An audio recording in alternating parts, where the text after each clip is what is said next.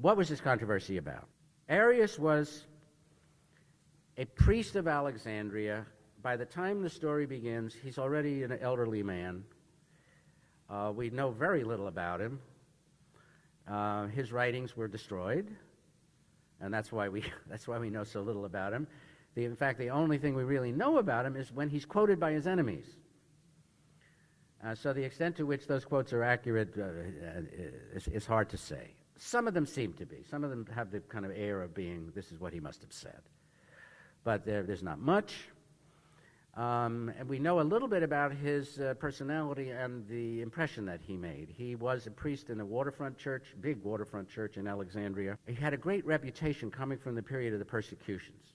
When the period of the persecutions was ended, a lot of people were known either as people who had been collaborators or had been resistors or had been suicidal resistors. And Arius was one of those who was not a suicidal resistor and not a person of violence, but had been very firm, apparently, in his resistance to Roman power. He also had a beautiful voice. And like many people in the period, he not only preached, he sang.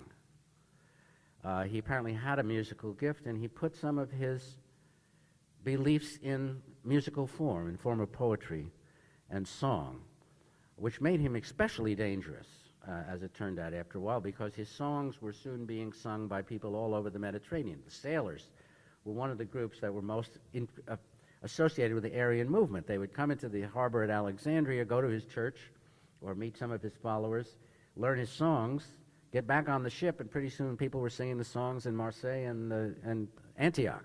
What did the songs say? Understand that the monad was, but the dyad was not before it came to exist.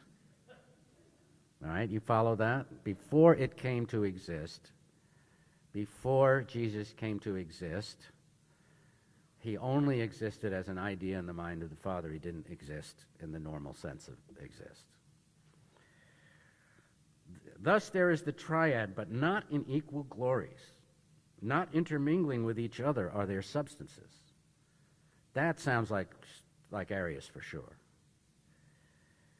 One equal to the Son, the superior, is able to beget, but one more excellent or superior or greater, he is not able.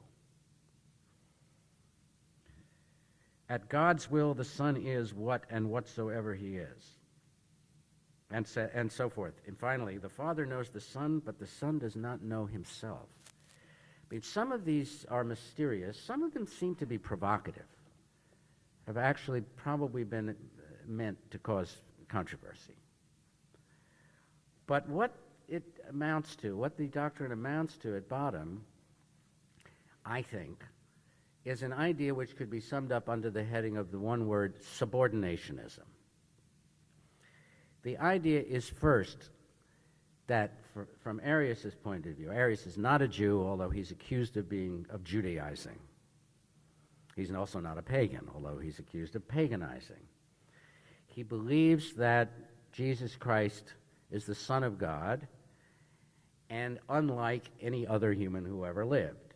In fact, that in the respect of being the Son of God, of being the only begotten and so forth, that he is divine.